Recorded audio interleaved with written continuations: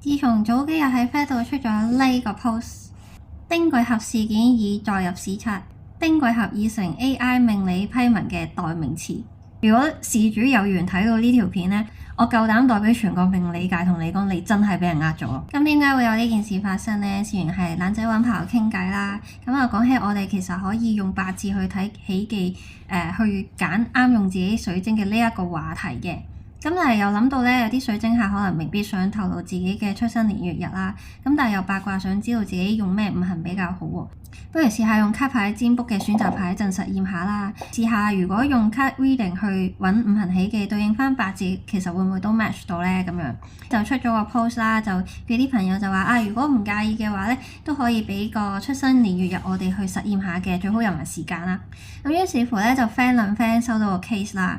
佢就唔係我嘅客嚟嘅，純粹真係朋友個朋友。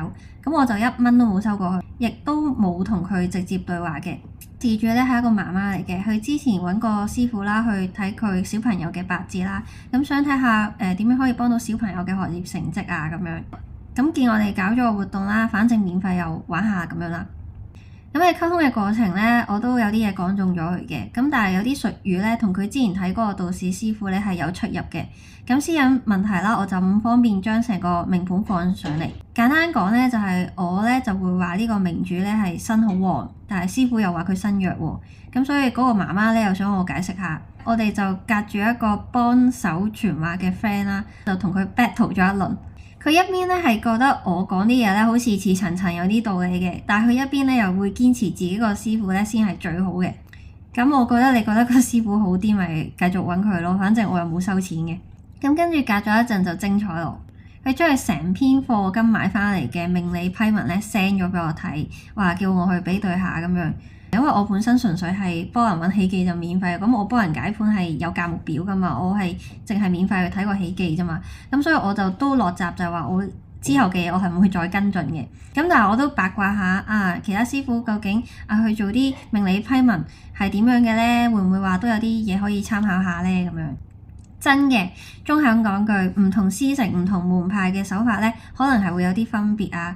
咁淨係單止呢一個論個五行旺衰啦、身強弱嗰啲咧，都成日會有好多師傅喺度嘈晒交咁樣。我嘅睇法咧，都會間唔時俾人反駁嘅。但係咧，十天干嘅合干咧，喺中式術數嚟講咧，絕對係一個 BB 班嘅基礎知識點嚟㗎。類似你學英文嘅 ABC 啦，無論即係可能英式嘅同美式嘅英文可能都會有啲唔同㗎嘛。咁但係26個 ABCD 嘅英文字母係全世界都一樣㗎嘛。甲己合、乙金合、丙辛合、丁壬合、戊癸合係一個定律嚟㗎。無論你揾八字嘅小白啦，定一啲資深嘅師傅咧，呢個合干咧，呢個組合咧係唔會有人唔一樣㗎，係絕對唔會有人講丁癸合㗎。丁癸係沖㗎，唔該。其實佢成篇文咧都好多問題下㗎，如果唔係私有問題咧，我真係成篇想掉上嚟咧俾大家鑑賞下。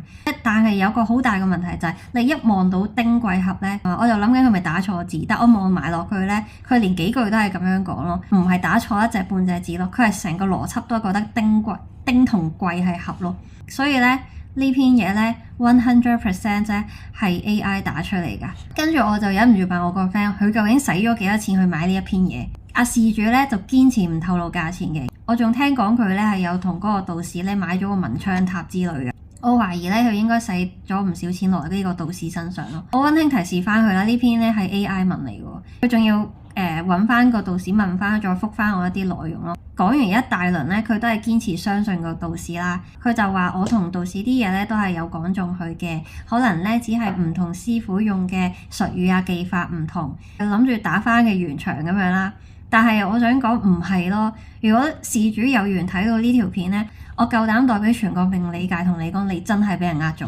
咁拍完花生咧，都講下我未來嘅一啲預告啦。嚟緊懶仔咧會整多2條片啦，一條咧會講下我用 AI 占卜實驗咗2個月嘅一啲心路歷程啊。點解 AI 有時咧都會有講得準嘅時候咧，當中係有啲咩操作嘅原理係會令到有啲人會覺得 AI 算命或者占卜都係準咧咁樣。另一條咧就會公開我用卡牌同八字揾五行喜忌嘅全過程操作。咁咧我已經徵同咗一個客人嘅同意啦，去借個案例去俾我分享嘅。有興趣嘅朋友可以繼續 follow 我嘅 Flat 同 IG。